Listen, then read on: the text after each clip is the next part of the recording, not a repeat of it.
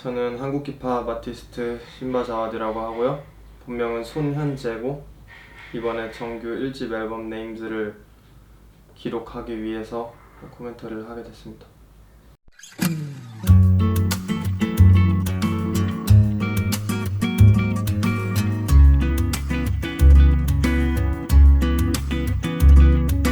첫 번째로는 원래 가장 초기 설계에 있어서는 다른 사람들의 기준에 맞춘 클래식 앨범이 아니라 제가 생각하는 클래식 앨범을 만들어야겠다는 생각이 있었어요. 그래서 원래 초창기 구상에서는 My Classic Not Yours라는 이름으로 시작을 했었고요. 그런데 이제 그런 구상에 있어서 점점 구체화가 되어 가다 보니까 이렇게 제가 여러 가지 이름들이 저를 둘러싸고 있고 또 제가 얻고 싶어 하고 그리고 또 어떻게 보면은 버리지 못하는 이름들도 있고 떼어버리고 싶어도 떼지 못하는 이름들도 있고 그거를 한 번에 제 입장에 대해서 정확하게 이야기를 하지 못했기 때문에 그걸 한번 완성을 해보고 싶었던 것 같아요. 그래서 가장 집중했던 키워드라고 하면은 첫 번째로 나에 대해 추하더라도 솔직함을 가장 먼저 가져가자라는 생각이었었던 것 같아요. 순수한 솔직함. 힙합 아티스트라면 좀 아무래도 환상이 있을 거예요. 이제 전설적인 1집 앨범들에 대한 그런 판타지가 있기 때문에 저도 예를 들면 뭐 나스 엘메틱이나 뭐 디안젤로의 뭐 브라운 슈가나 이런 정규 1집 앨범들로 엄청난 임팩트를 준 그런 아티스트들을 보고서 이제 계속 꿈을 키워왔기 때문에 정규 1집만큼은 제가 좀 걸작으로 만들고 싶다라는 열망으로 시작을 하게 됐고요. 그래서 이제 어떤 이야기를 할 수 있을까라고 했을 때 제 인생에서 사실 몇 가지 빼놓고 얘기할 수 없는 이야기들이 몇 가지가 있는데 그거를 가장 누구도 못할 방법으로 한번 얘기해보자. 뭐 욕먹고 하고 이런 것 전부 배경적인 걸 제외를 하고 그냥 이야기를 만들어서 세상에 내어놓는 거. 왜냐면 여태껏 그런 방식이 없었기 때문에 한 번도 없었기 때문에 그거를 제가 한번 해보자 라는 생각으로 구상을 하게 됐어요. 내 첫 번째 단추 빠른 길에서 난 뒤돌았어. 내 첫 번째 단추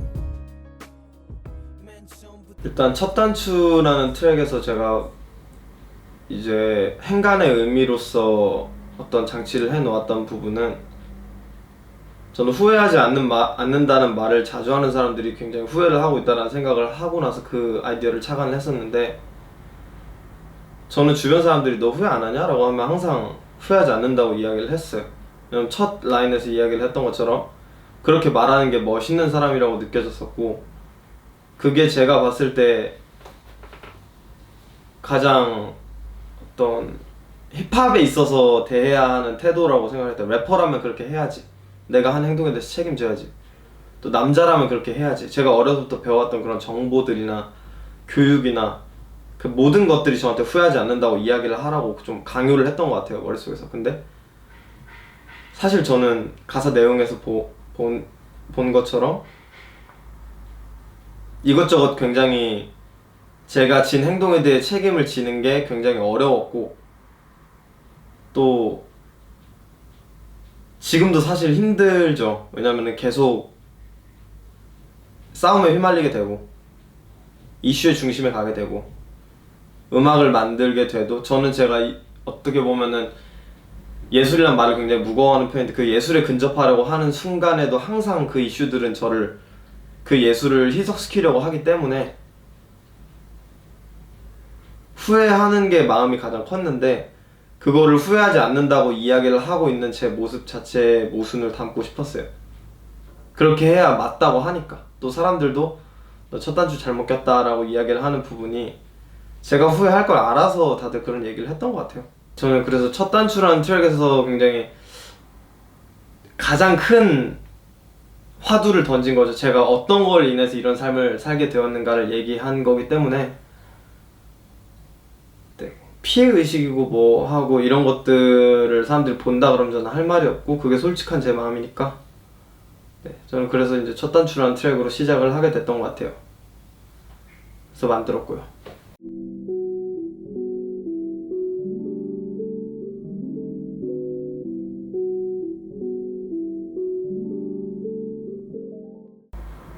지금의 DJ 켄드릭스 같은 경우에도 그때 현장에도 함께 있었고 제가 그 모든 일들을 겪었을 때 항상 전화해주고 제 옆에 있어줬던 친구였고 근데 이제 그런 것들에서 아무래도 인간적인 위안은 얻을 수 있지만 제가 어떤 현실적인 부분에 있어서 의존할 만한 그런 상황은 아니었어요. 서로에게 너무 어리기도 했고 그때 이제 디플로우 형이 저를 되게 좋게 봐주셨다라는 그 인터뷰가 있었는데 그때 함께 공연도 했었고 머니플렉스 공연 당일날 근데 이제 디플로우 형을 제가 가서 음악도 들려드리고 새로 준비하는 음악에 대한 이제 고민도 나누게 되면서 의지를 되게 많이 했었는데 그때 이제 속으로 되게 욕심도 많이 있었고 그때 이제 디플로우 형한테 제가 여쭤봤던 게 인터뷰를 보고 나서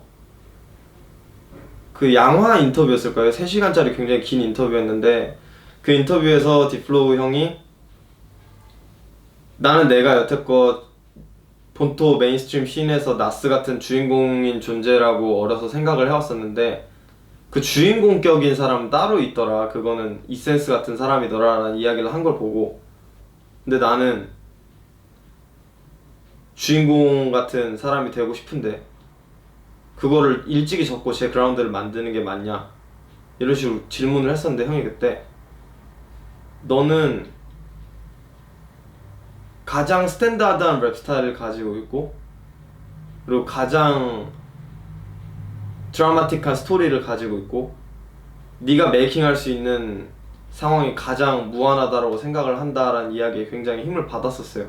그때 저는 사실 어떻게 보면 제가 사람들이 말하는 어른이 될 수 있었던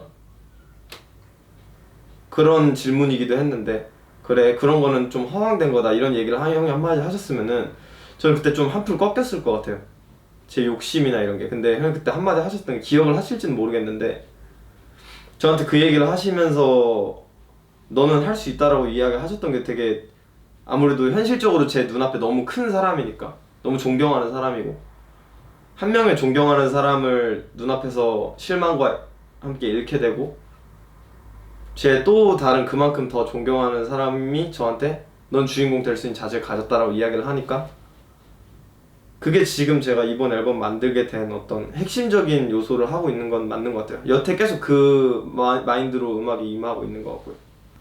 제가 거기서 말하고 싶었던 심경은 누구나 그런 행동을 한다라는 거예요. 남의 위상을 빌려서 나의 위상을 높이려고 시도해보고 남이 받고 있는 존경심 뒤에 그러니까 디플로우 형 뒤에 숨어서 저는 VMC라는 회사 자체에 욕심을 냈었고 그래서 형한테 알게 모르게 티를 냈었는데 근데 그게 현실적으로 불가능했던 거죠. 왜냐면 제가 역량이 부족하기도 했고 그리고 어떻게 보면은 가장 흠이 많은 신인이었으니까 적도 있고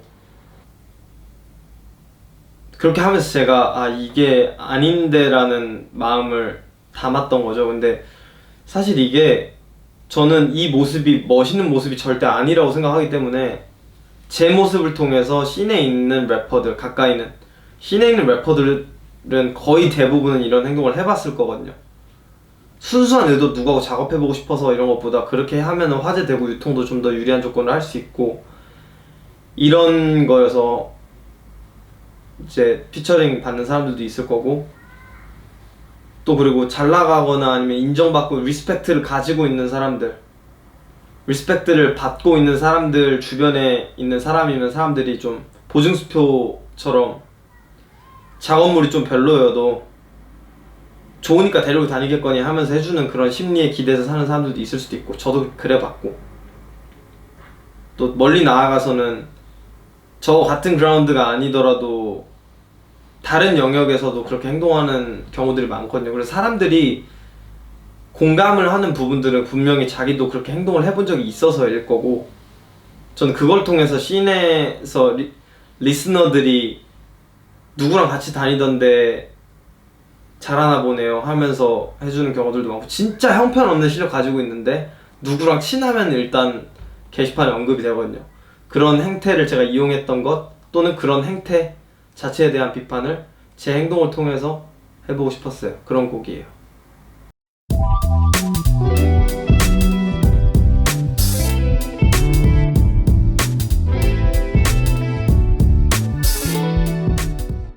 악수라는 곡이 실제로 이제 있었던 제 첫 번째 크루 어웨이큰 텅스에서 현실적인 그 조건 때문에 이제 소방공무원이 된 에리난 키드라는 형하고 있었던 일에 대해서 쓴 건데, 그때 이제 크루원들끼리 오랜만에 만나서 tuk섬에 놀러 갔다가 우연찮게도 그게 예전에 저희 크루 만들었던 편의점이 맞은편에 딱 보이더라고요. 우리가 앉아서 지금 맥주 먹고 있는 사이에. 근데 저 한강을 놓고 우리가 어쩌면 진짜 돌이킬 수 없는 강을 건넜구나. 시간이 이렇게 많이 지나고 누군가는 현실을 선택해야 하니까.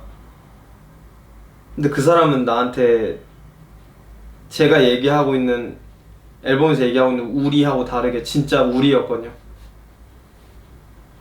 내가 힘들면 그 사람도 힘들고, 그 사람 힘들면 내가 힘들고, 기쁜 부분에 있어서도 그렇고. 근데 이제 그런 부분에서 굉장히 그 상황 자체가 굉장히 시적이라는 생각을 해서 써본 곡이었는데, 거기서 하고 싶었던 얘기는 제가 씬에서 외로웠어도 기댈 곳은 있었다라는 거예요. 근데 그 기댈 곳이 무너졌을 때 제가 얼마나 힘들었는지에 대해서 얘기를 하는 거고, 마지막으로 기댈 수 있는 가정과 같은 제 첫 번째 크루가 어떻게 저물어 가는지에 대해서 썼던 곡이에요. 그게 제가 가고 싶어하는 씬의 중심적인 모습하고, 근데 실질적으로 제가 행복과 안도감과 편안함을 가지는 나의 첫 번째 크루하고 대비해서 보이기 위해서 좀 트랙을 붙여놨던 것 같기도 하고 그래요.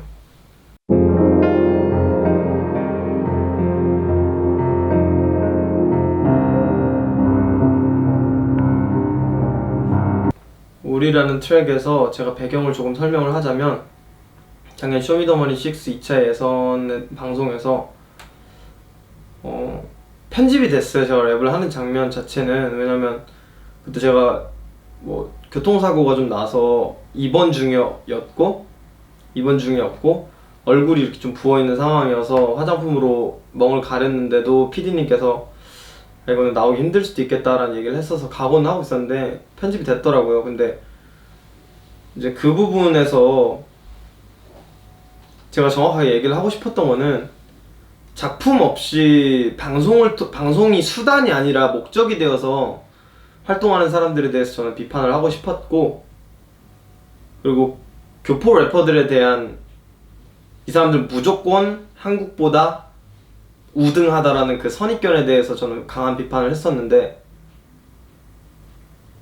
거기서 그런 일이 있었어요. 제가 인터뷰 때 그런 얘기들을 하니까, 그러면은 혹시 지금 하시는 얘기가 주노플로나 킬라그램 참가자에 대한 비판이 맞나요? 라고 했을 때 제가, 그 사람들이 포함될 수는 있겠지만 겨냥한 건 아니에요. 하지만 포함된다면 저는 맞다고 얘기할 수 있을 것 같아요. 이렇게 얘기했는데, 제가 2차 예선에 올라갔을 때 방송이니까 각색도 필요하고 더 자극적인 요소가 필요하니까 되게 구체적인 질문으로 바뀌었더라고요. 주노플로랑 킬라그램 인정 못한다는데 그거 사실인가요? 이렇게 바뀌니까 사실 제 양심에 비추어 보면은 저는 네 맞아요 라고 했어야 됐어요. 근데 순간 확 무섭더라고요. 제가 아무것도 긴장이 안 되고 그냥 랩하면 나 어차피 올패스 받을 걸 확신을 하고 있었기 때문에, 저 실력에 대해서 확신이 있어서. 근데 제가 그런 질문을 직접적으로 받고 그걸 사람들이 다 보고 있다고 생각을 하니까 너무 두려운 거예요. 당당하지 못했던 거죠. 각오도 안 돼 있었고, 누가 날 미워할 수도 있구나 라는 걸. 그래서 그때 제가 그냥 그게 뭐 이런 얘기였는데 그게 좀 이렇게 각색된 것 같아요 라고 얘기를 하고 나서 뭐 여러 이야기들도 나누었었는데, 제가 누가 얘기를 한 건지 몰랐는데 심사위원들도 거기에 대해서 좀 불편해했어요. 그러면서 그 말 할 자격이 있는지 한번 봅시다 이러고 예선을 시작을 했는데 저는 올패스를 받았고, 뭐 제가 진짜로 존경하는 뭐 개코 씨라던가 아니면은 뭐 도끼 씨라던가 이런 분들이 저한테 진짜 봄베 랩이라는 거는 이렇게 해야 되는 거고, 도끼 씨가 예전에 어렸을 때 하고 싶었던 그 음악의 완성을 하고 있는 사람 만났다 이렇게 개코 씨 저한테 얘기해주고, 저는 누구보다도 인정받았다고 생각을 했거든요, 그 예선을 통해서. 그래서 너무 기분이 좋아서 왔는데, 대기실에 왔는데 저한테 박수 쳐준 사람이 킬라그램 딱 한 명인 거예요. 아무도 저한테 박수를 치지 않았고, 분위기가 이상한데? 라고 했을 때 저한테 한국 힙합에 속해 있는, 우리에 속해 있는 형들이, 야 근데 너 왜 자꾸 남이 옳지 않은 거 꼭 들춰내야 하냐, 누가 몰라서 가만히 있냐, 그냥 다 좋게 좋게 사는 거지, 긍정적인 것만 보고 다 돈 벌려고 나온 건데 왜 그러냐. 근데 저는 그게 이해가 안 됐어요. 제 생리에 의해서는 옳지 않은 걸 해서 부당한 이익을 취하는 사람들은 저는 도태되어야 된다고 생각을 하고, 저한테 그렇게 직접적으로 핀잔을 줬던 형들의 대부분은 가사에 그런 얘기들이 있어요. 가짜 래퍼들 죽게 냅두고 진짜들은 살 수 있어야 되고, 이런 가사들이 나오는데, 그 핀잔을 주니까 저는 완전 그 자리에서 몹쓸 놈이 되더라고요. 근데 그때 저는 너무너무 고마운 형인데, 이제 퀄라 형은 거기서 모든 사람들하고 다 친한 그런, 사람들과 사교성에 있어서 되게 제가 본 사람 중에 가장 뛰어난 사람인데, 퀄라 형이 저한테 됐다고, 사람들한테 됐다고, 힙합이면 하고 싶은 말 해야지, 그리고 이런 사람도 있고 저런 사람도 있는 건데 거기에 대해서 옳지 않다고 생각하는 거 얘기하는 거에 대해서 대단하다고 해줘야지 그게 뭐냐 이렇게 얘기하고 나니까, 그제서야 사람들이 저 자리로 올라갈 때쯤 잘 봤다고 눈치 보면서 얘기하더라고요. 근데 전 그 상황에서 한국 힙합의 현실이 이거구나 라는 걸 알게 됐어요. 제가 한국 힙합을 어떻게 보면, 저 요번에 제가 별로 안 좋아하는 래퍼들에 대해서 질문 받았을 때 대답한 거, 저는 별로 안 좋아합니다 라고 이야기를 했을 때, 그럼 네가 한국 힙합 대부분 안 좋아하는데 키세이 예전에 얘기했던 코리아 랩 석스 그 발언하고 뭐가 다르냐 라고 얘기를 했을 때 저는 분명히 다르다고 생각하거든요. 저는 한국 힙합 사랑하기 때문에 여기 있고, 제가 능력이 안 됐을 수도 있지만 능력이 되더라도 저는 한국 힙합 아티스트로 남고 싶거든요. 그런 부분에서 어쩌면 저는 지금 한국 힙합에 속해 있는 래퍼들이 너무너무 비겁하고, 나 또한 그렇고, 그리고 내가 여기서 빠져나가서 얘기하면 내가 멋있다고 이야기할 만한 핵심적 가치가 없어지기 때문에, 저를 포함해서 한국 힙합 씬 자체의 현실을 보여줄 수 있는 가장 좋은 무대가 쇼미더머니 무대였다고 생각을 해서, 그래서 쓰게 된 곡이었던 것 같아요, 우리라는 곡은. 서로를 죽이고 있음에도 우린 안전히 우릴 가두자 이 우리 안에.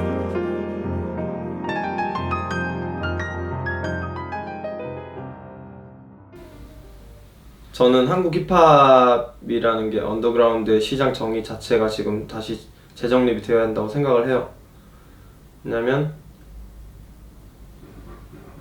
예전에 처음 한국 언더그라운드라는 말이 이제 1세대 래퍼 선배들에 의해서 또 은어에 가까운, 당시 소속감을 나타내는 그런 은어에 가까운 말이었던 걸로 알고 있는데, 지금 그런 것들 때문에 작고 큰 사건들도 있고요, 의견 차이 때문에. 근데 재정립이 필요하다고 하는 게, 언더그라운드라는 말 자체가 상업성보다 음악의 전위성이나 실험성 자체를 중요시하는 시장을 언더그라운드라고 하는 걸로 이제 저는 이해를 하고 있는데, 1세대 분들이나 아니면 이전에 힙합 음악을 하던 언더그라운드에서는 그냥 미국 차트와 우리나라 차트가 다르기 때문에, 당시 이제 빌보드에 오른다고 하지만 그게 팝적인 음악들을 이제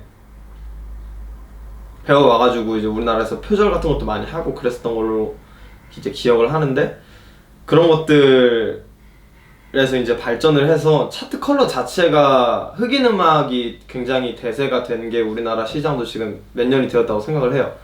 그래서 지금은 미국 본토 메인스트림의 차트에 오르내리는 음악들을 똑같이 답습하는 게, 예전에는 그게 우리나라 차트에는 오르지 않는 실험적인 음악으로 비춰졌을 수 있지만 지금은 그런 게 아니란 말이에요. 왜냐면 외국에서 잘 나가는 음악이 결국 우리나라에서 잘 나가는 음악이 됐기 때문에.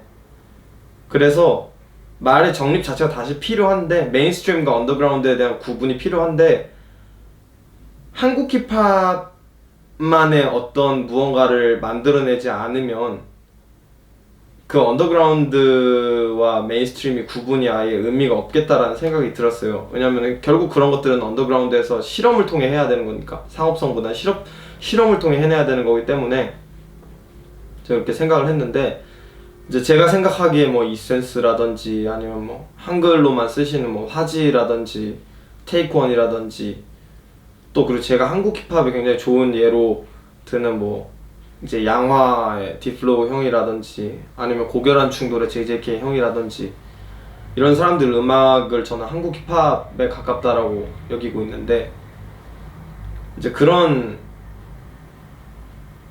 이제 음악들을 보면서 한국만의 무언가를 담아내는 거, 힙합에서 말하는 그 중심 가치를 지키면서 한국만의 뭔가를 담아내는 게 한국 힙합이라는 생각을 했고, 저는 그걸 제 나름대로 표현해내려고 하는 부분이 이번 앨범에서 어쩌면 한국말을 거의 대부분으로 사용하려고 했고, 근데 또 영어가 필요할 때는 굳이 이렇게 피하지 않았던 게, 일상생활에서 그만큼 저희는 영어를 또 친숙하게 사용을 하고 있기 때문에 한국스러운 그 자체를 좀 담고 싶었어요.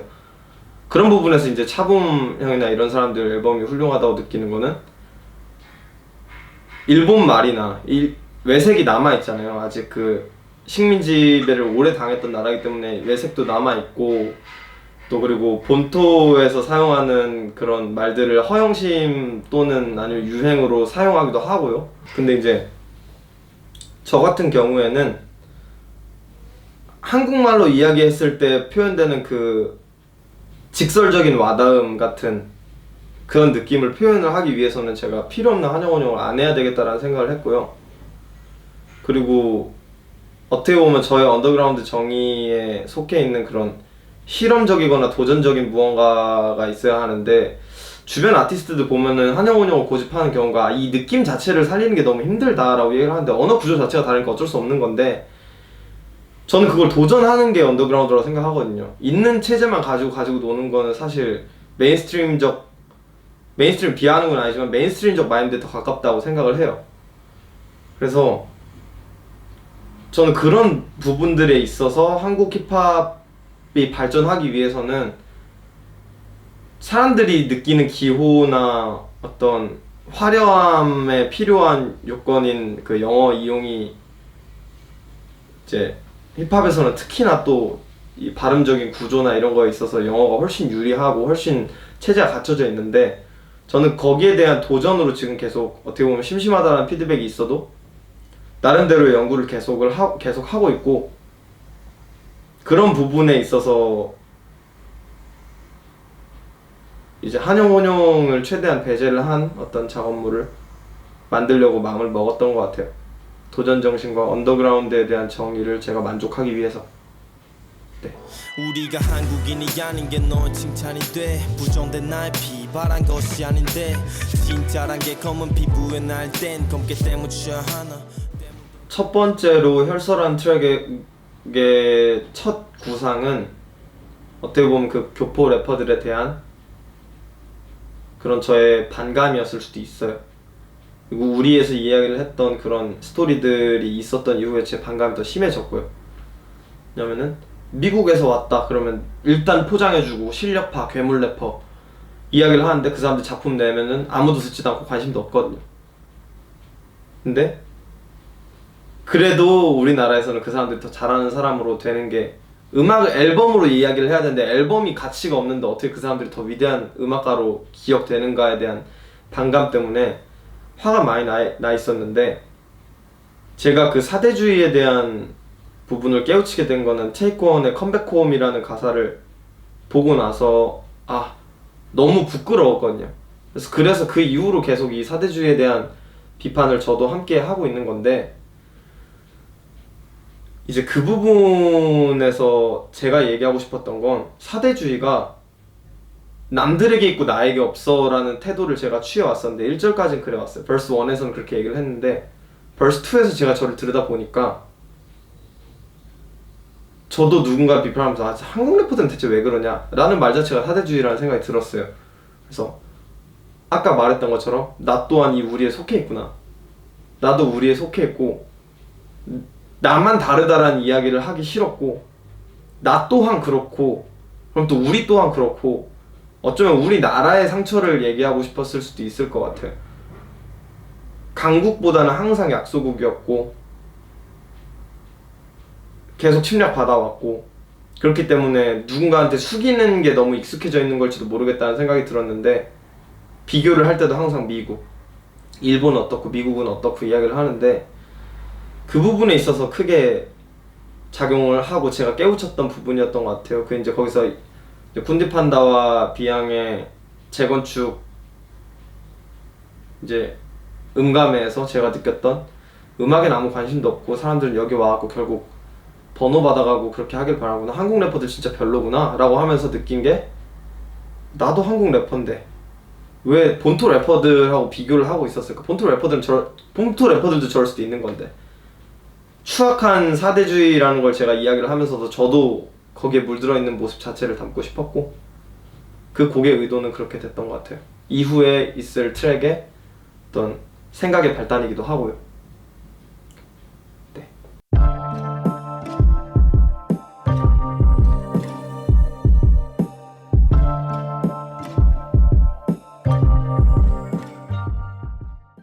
일단 어팸이라는 그 인물 자체가 저한테 굉장히 상징적인 사람이에요.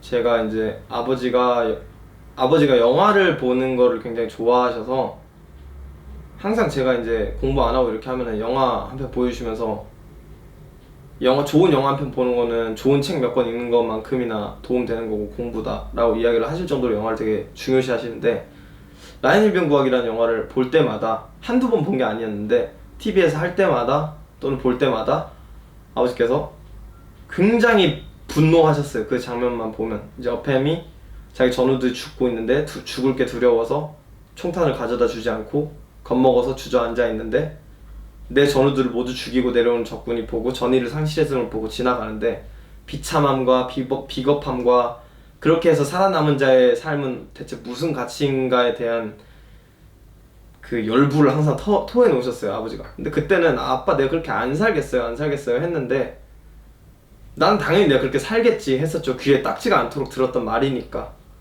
근데 제가 돌아봤을 때, 제가 생각했을 때 사실이 아니라는 그 히플라디오에서 이제 팔로알토 씨가 얘기한 그런 사건의 정황들이,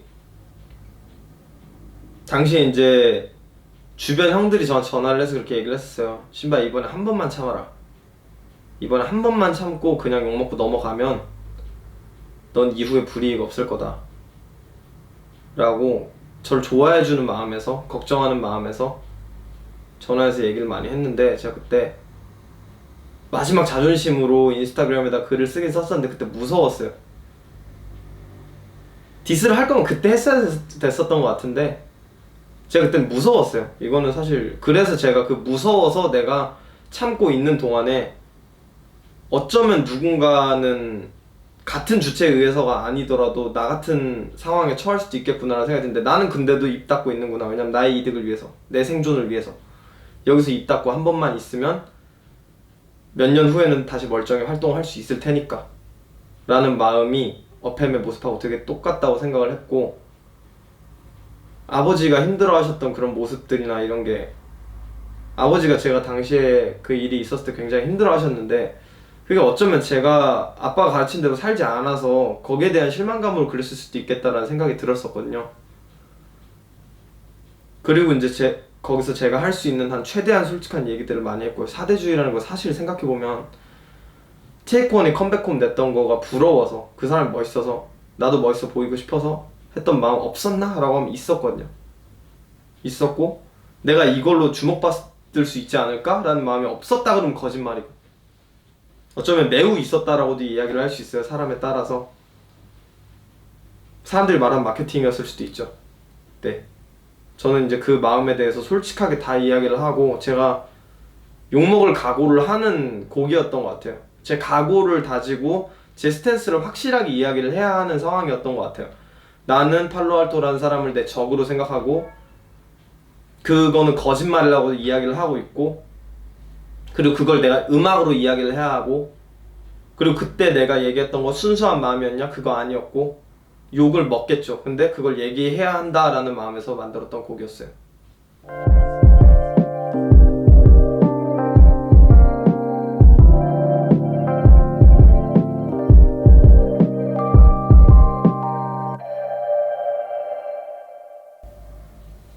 그 마케팅이란 말이 제가 억울하다라고 느끼는 부분도 이해가 되고, 마케팅이라고 하는 부분도 지금 며칠간 생각을 더 해보면서 이해가 되는 부분이 있어요. 왜냐면은 금전적 이익이 없고 제가 뭐 인기가 떨어지고 그러는 건 뭐 둘째 치고, 첫 번째로는 저는 결국 제 음악의 가치를 증명하고 싶기 때문에 이야기를 하는 걸 수도 있거든요. 나는 아직 지지 않았고, 나는 그냥 이 하이라이트에 밟혀버린 어떤 한 명, 까불던 애가 그냥 그것 때문에 커리어 계속 흠집 내고 그걸로 계속 물고 늘어지고 그렇게 생각을 할 수도 있는데, 저는 그게 아니란 걸 통해서 저를 증명하고 싶어 하는 걸 수도 있으니까 어쩌면 나의 이미지에 대한 마케팅일 수도 있겠다라는 생각에 지금 이르는 것도 마찬가지고, 근데 이제 아니라고 하는 부분도 일리는 있어요. 제가 마케팅 아니야라고 하는 부분이, 마케팅은 결국에 어떤 이득을 얻기 위해서 하는 건데, 저는 이렇게 되고 나면은 또 수백 명의 팔로워들을 잃고 제 음악을 좋아하는 사람들이 실망했다 그러면서 저한테 DM을 보내고 댓글을 달고, 주변에서도 또 저는 홍대 길거리를 다니면서도 누군가가 저를 흘끔이라도 보고 가면, 예전에는 그냥 아무것도 아닐 때는 내 신발이 예쁜가 이렇게 생각을 하다가 저 사람 나 알아보고 지금 그렇게 저렇게 보는 거 아닐까? 보는 시선 자체가 고와 보이지 않는 부분도 있고, 이게 피해의식이면 피해의식일 수도 있는데, 그런 생각을 하게 되는 것 자체에서 저는 마케팅을 위해서 제 이름을 그렇게 계속 남의 이름을 엮는다는 게 직접 해보면 그렇게 쉬운 일이 아니에요. 그리고 그렇게 이 사람 이름 파갖고 또 한 번 주목받아야겠다라는 생각하는 것도, 생각하는 것만큼 그렇게 쉬운 일이 아니에요. 근데 저는 그것보다는 하고 싶었던 거는, 내가 하는 말이 아까 말했던 것처럼 나에 충실해야 내 마음이 편하기 때문에 또 나약함을 보이는 것 뿐이고, 약한 사람이구나 생각하셔도 좋고, 근데 그렇기 때문에 저는 계속 강한 척 하려고 하는 거고, 그걸 마케팅이라고 얘기하는 것 같아요. 근데 거기에 대해서 그냥 싫다고 막 이야기하지 않기로 했어요. 왜냐면 아니라고 하면 할수록 사람들은 제가 그거를 아파한다라는 걸 알기 때문에 또 그 얘기를 꺼낼 거고, 저는 그냥 그러면은 그게 마케팅이라면은 그래 마케팅 맞다라고 이야기를 하는 게 맞을 것 같아요. 네.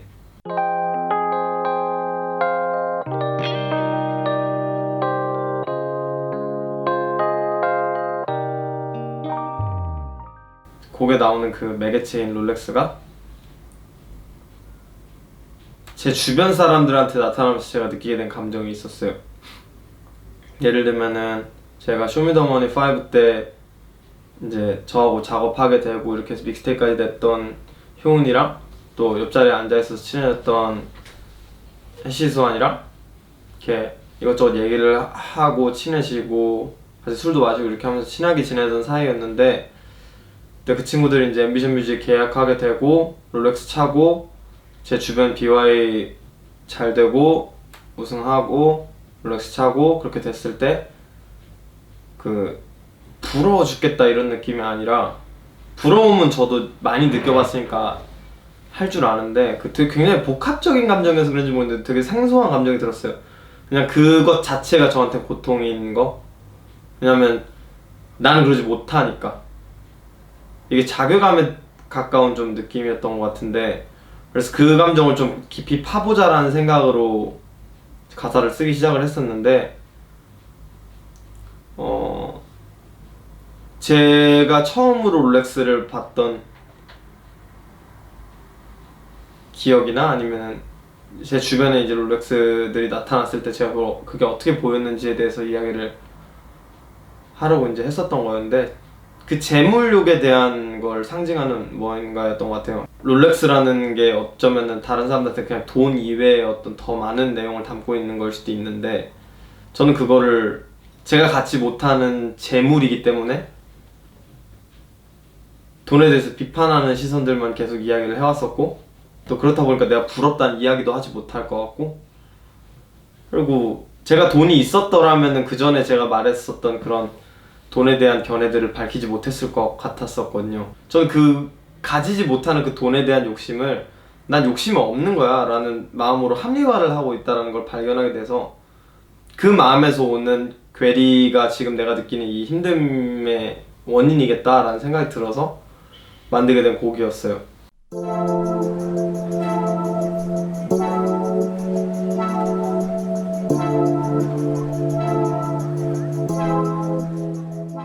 순정이라는 곡이 저는 처음 그 곡을 쓸 때 걱정을 좀 많이 했어요. 왜냐면은 젊은 사람들, 특히나 저 나이대의 사람들 포함해서 거의 모든 사람들에게 너무 다른 각자의 주관들이 있는 포인트이기 때문에 누군가한테는 그냥 즐기고 살고 육체를 불태우면서 노는 게 젊음의 상징이고, 또 그리고 그게 나쁜 거라고 저도 막 얘기를 할 수가 없는 게, 그런 순간 전 다른 사람들 전부 나쁜 사람으로 만드는 거기 때문에 얘기하기 너무 어렵지만, 제가 신앙을 가진 사람으로서, 또 그리고 그 신앙을 가진 사람들의 보살핌 아래 살아오고 가르침 아래 살아온 사람으로서 저만이 가지는 그 오소독스한 면이 있어요. 그게 근데 저를 굉장히 상징하는, 사람들이 답답하고 피곤하다고 이야기를 하는 게 그런 데서 나온 걸 수도 있는데, 실제 저하고 대화를 해본 사람들은 답답하고 막 그렇다라고 이야기를 하기보다는 신기하다라는 입장이긴 한데, 저는 지금 그냥 남들이 어쩌면 너무 가볍고 오락거리이자 또 삶의 어떤 가치로 삼고 있는 행위일 수 있는 부분에 대해서 성생활이라는 게, 저는 제가 가지고 있는 진짜 완벽한 제 주관에 의한 제 주변의 이야기를 하고, 또 그걸 통해서 여자친구한테 쓰는 형식으로 노래를 썼는데,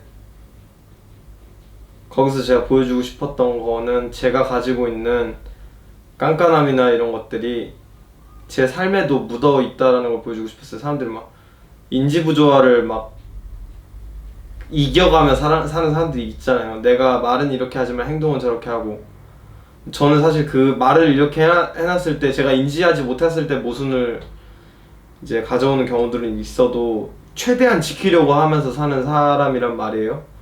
그런 부분을 상징적으로 가장 크게 보여줄 수 있는 부분이 이런 혼전순결에 대한 제 견해라고 생각을 해서 쓴 것 같고, 사실 제가 정답을 이야기를 하려는 거라기보다 이렇게 사는 사람도 있는데 일반적이지 않은 예니까 거기에서 저를 보여주고 싶었어요.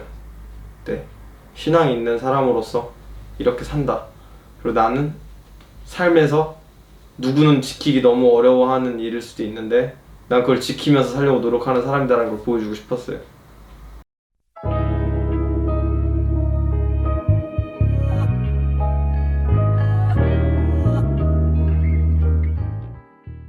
저는 그냥 제 머릿속 기준으로 잡힌 게, 이게 참 어떻게 보면 누가 봤을 때 굉장히 괴랄한 기괴한 기준일 수 있는데, 내가 이 가사를 썼을 때 과연 이 센스는 이걸 구리다고 할 것인가에 대한 어떤 기준이 있어요, 저 나름대로.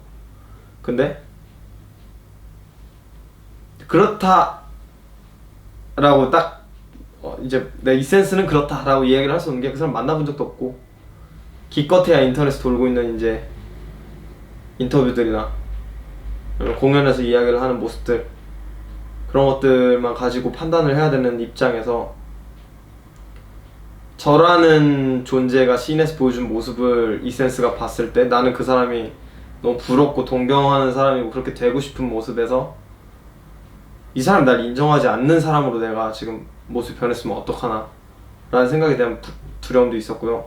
그리고 그 곡에서 동시에 담고 있었던 것은 이제 래퍼들이 이센스에 대해 생각하는 것들로 통해서 씬의 사람들이 이렇게 좀 나뉘는 느낌이 있거든요. 이센스 꼰대고 뭐고 그 도는 소문들에 대해서 제가 가사를 직접 썼었는데 직접 제가 다 제 귀로 얼굴 보고 들었던 얘기들이거든요. 근데 이 사람 예전에 우리가 힙합 팬이었을 때는 이센스 그냥 절대적인 기준에서 멋있고 그런 사람이었는데 부럽고, 근데 하는 음악이 나뉘고 그 사람들의 애티튜드가 래퍼로서 바뀌게 된 이후로는 누군가는 이센스에 대해서 굉장히 안 좋게 얘기하는 사람들로 나뉘게 되더라고요. 힙합 팬이었을 때 분명 똑같았는데 팬이 아니게 됐을 때 태도가 바뀌는 걸 너무 많이 봤어요. 그 사람들 이제 지금 보면 아닌 것 같아요. 이런 얘기들 많이 들어서 저는 거기에서 타인들이 이센스라는 사람들에서 얘기하는 데 있어서 아, 씬이라는 게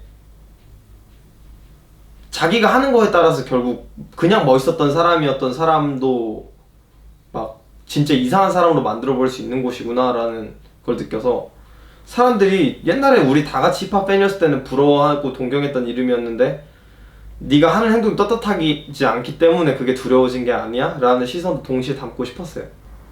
그리고 그 곡에서 이야기를 하고 싶었던 거는 사람들이 결국 저는 이센스에 대한 소문들만 많이 들었던 거였는데 이센스 뭐 연락도 안 하고 지내고 뭐 그 사람 뭐 이제 출소하고 나서부터 친한 형들한테 연락도 전부 안 한다더라, 뭐 그리고 뭐 가사는 뭐 어떻게 쓴다더라, 그게 뭐 그 사람 실제로 만나보면 별로 멋이 없다더라, 막 이런 얘기들 너무 많이 들었는데, 근데 제가 2절에서 이야기를 하고 싶었던 거는 제가 인간관계를 끊고, 왜냐면 저는 제 주변에서 모순을 알면서도 그 인지 부조화를 이겨가면서 사는 사람들을 제 주변에서 제거해왔어요. 왜냐면 결국 저도 그렇게 될 것 같았거든요. 그래서 친한 사람이었더라도 누가 보기엔 이상한 걸 수도 있는데 저한테는 이게 맞는 애티튜드여서 이제 그런 사람들이 저한테 뒤에서 이야기를 하는 것들을 직접 많이 들었어요. 한 달이 건너면 아는 사람들이니까 걔 뭐 그러고 나서 언팔로우 하고 지가 뭐 되는 줄 알았고 끔나누고 무시하고 이렇게 욕을 하는데 그 얘기가 어디서 많이 들은 것 같은 거예요. 근데 왜 예전에는 제가 그거에 부글대고 되게 얼굴 부르락부르락 해가지고 화내고 그랬는데 어느 순간 제가 이제 저한테 친한 형이 야 사람들이 너한테 그렇게 얘기하더라 라고 했는데 제가 그 말 맞다고 해? 나 어차피 음악 똑바로 안 하고 그냥 래퍼 노래 하는 애들하고 만날 생각도 없고 그러니까 걔 끔 나누고 원래 사람 좀 가려가면서 지한테 이득될 것 같고 자기가 배울 만한 사람들 아니고서는 다 관계 끊고 사는 이기적인 놈이라고 이야기해달라고. 그러고 나면 저에 대해서 아 걔는 그런 애구나 이렇게 생각을 할 것 같아서 그렇게 하고 집에 돌아가는 길에 대한 얘기를 쓴 거였는데 그때 이제 느꼈죠. 아 집에 돌아가는데 기분이 너무 나쁘다라고 생각을 하면서도 저는 한편으로 뿌듯했어요. 왜냐면 어디서 많이 들어본 소문이었으니까 그 소문이 아 나는 똑바로 하고 있구나 이런 생각이 들었어요. 왜냐면 저한테는 이센스라는 사람이 똑바로 하고 있는 사람이었고 그 기준이니까 내가 그거하고 똑같은 소문 듣고 있는 건 난 똑바로 하고 있는 거다 라는 확신에 대한 얘기였고, 네 그렇게 이센스랑 꼭 만들게 됐어요.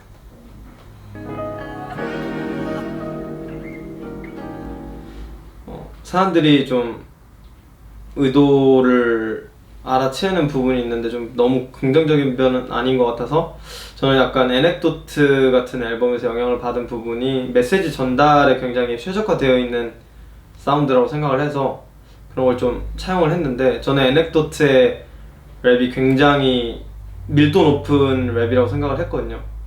그래서 현란한 랩 말고도 또 박자적인 부분이나 딕션적인 부분에서 올 수 있는 그런 쾌감들을 좀 나름대로 저는 다 담았고, 뭐 스킬을 좀 배제하고 만들었다 이런 것보다 저는 원래 현란한 랩을 안 좋아하고, 그리고 앨범의 비트에 있어서는 핵심적인 트랙들 몇 개에 걸쳐서 제가 앨범에 인상을 주고 싶었던 건 한국 힙합이라는 모습과 닮아있게 만들고 싶다는 생각 때문에 동양 악기를 써서 동양 냄새가 나도록 만드는 거는 어렵지 않아요. 그냥 가야금, 시타르 이런 거 쓰면 되니까 일본 악기들 갖다 쓰고 이러면 되는데, 그런 것보다 서양 악기들을 이용해서 동양의 느낌이 날 수 있는 포인트들을 조금씩 배치를 하려고 노력을 최대한 많이 했어요.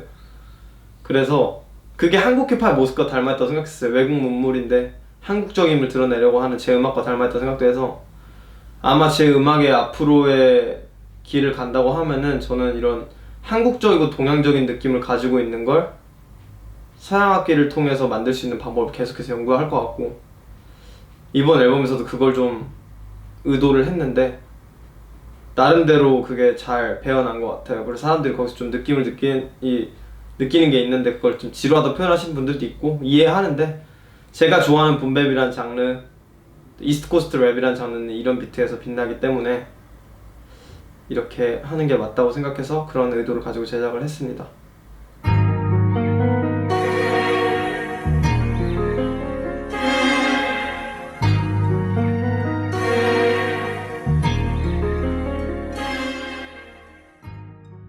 앨범의 그러면은 핵심적인 부분들이 어떤 부분이냐라고 했을 때, 저는 결국 남의 이름들로 통해서 피해를 보고 남의 이름들을 이야기를 함으로 인해서 난 욕을 먹고, 그리고 또 남의 이름들을 통해서 내가 설명이 되잖아요.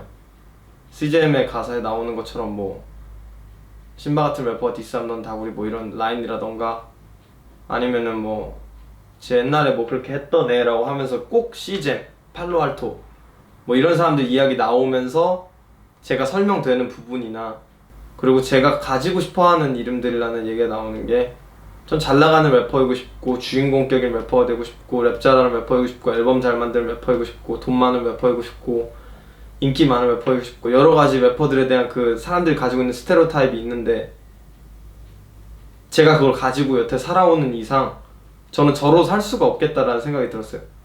왜냐면 저는 앞에서의 모든 아웃트랙에서 얘기했듯이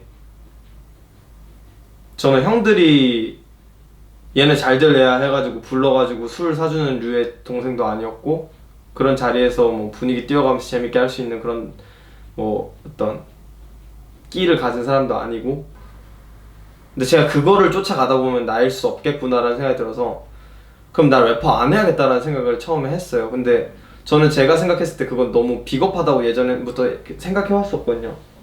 힙합이라는 게 제약이 많기 때문에 나 이제 힙합 아니야 라고 이야기를 하는 뮤지션들을 보면 저는 속으로 비웃어왔어요. 네가 행동을 그렇게 하니까 그렇지, 넌 네가 힙합으로 살 자신이 없으니까 그렇지, 힙합이라는 거에 중심 가치를 지킬 만한 각오가 안 돼 있으니까 그렇지라고 했는데, 제가 그 래퍼를 하기 싫다라는 그 생각이 들면서부터 나 래퍼 하기 싫다 라는 생각이 들면서 나는 이런 래퍼 될 수 없고 이런 래퍼 될 수 없고 내가 될 수 없는 것들에 대해 이야기를 하다 보니까 결국 저는 그냥 딱 제가 말하는 소년제라는 사람이 이제 신바 자하디가 되어 있는 생각이 들더라고요. 그래서 그때 제가 들었어요. 이게 틀린 건가 과연? 내가 래퍼가 안 된다라고 하는 게, 사람들이 넌 래퍼도 아니야 라는 말 했을 때 저 항상 부들거렸는데, 화나고 그날 막 잠도 못 자고 이랬는데 무슨 상관인가 라는 생각이 들었어요. 왜냐면은 저는 지금 제가 생각하기에 가장 힙합에서 말하고 있는 그 중심가치는 앞뒤 안 보고 내가 하고 싶은 말 해야 하고, 또 그걸로 인해서 피해 보더라도 나는 거기에 대해서 스트러글 하고 계속 투쟁하고 이겨내고 그걸로 인해서 리스펙트 받아내고, 저는 그걸 힙합으로 생각하고 있었는데 저는 그거에 정반대되어 있는 래퍼들이라는 이미지에 저를 맞춰가고 있다는 걸 알게 돼서, 이걸 내가 다 버렸을 때 비로소 그럼 이게 힙합이 아닌가? 라고 했을 때 저는 마음이 편했어요. 오히려 나는 힙합이구나 이걸 안 했을 때야 비로소 래퍼가 아니고서야. 그래서 앨범 커버도 사실 그 이름들의 마지막 라인이 나오고 났을 때 제가 어떤 표정일까를 생각했을 때 사진을 찍어보고 나니까 이 표정이지 않을까라는 생각이 들어서 선정을 하게 됐던 거고요. 뭔가 안도하는 듯한, 또 그런 거였구나, 난 여태 잘못 알고 있었구나, 그래도 이제라도 알게 됐으니 다행이다 라는 이런 마음일 수도 있고, 소위 말하는 사람들이 난 다 끝냈다라고 불타 없어졌다 하는 현자타임 뭐 이런 걸 수도 있고, 그런 좀 복합적 감정을 나타내는 커버를 이름들이라는 트랙에 맞춰서 이제 좀 선정하게 됐었던 것 같아요. 네.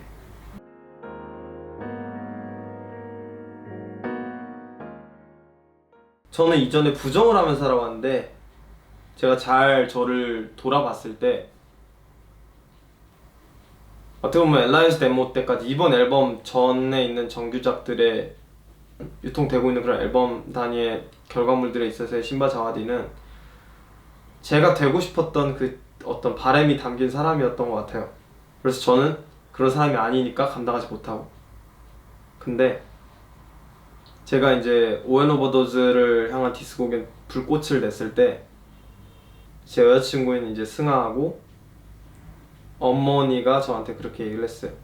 이 곡을 듣고 나니까 비로소 내가 아는 소년제가 보이더라라고 이야기를 했었어요.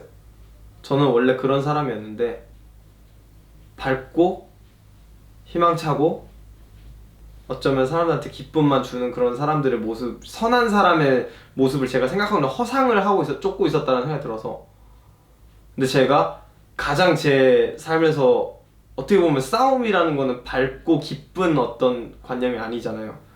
근데 제가 누군가하고 싸우고 있을 때 저희 어머니는 거기서 저를 보시더라고요. 우리 아들이 뭔가 다르고 여기에서 비로소 내 아들이라는 생각이 네 음악을 듣고 나서 든다고. 그러고 나서 그때가 이제 제가 이제 네임즈를 만들기 위한 어떤 각오와 애티튜드를 굉장히 다지고 칼을 갈고 있을 때였는데, 그 시기에 제가 깨달았던 것 같아요. 아, 난 이제서야 진짜 나로 시작할 준비가 됐구나. 그 이전까지 심어서 하던 제 바람이 담긴 어떤 모습들을 이야기를 하고 있었다면, 지금 이제 네임즈를 통해서 말한 신바 자가디는 사람들이 말하는 피해의식 가득하고 자의식 과잉이고 싸우고 이슈 만들고 의도하는 건 아니지만 저로 살다 보면 어쩔 수 없는 거고 그런 게 전 것 같아요. 그래서 저는 거기에 대해서 이제서야 괴리가 없구나라고 깨닫게 됐어요. 네.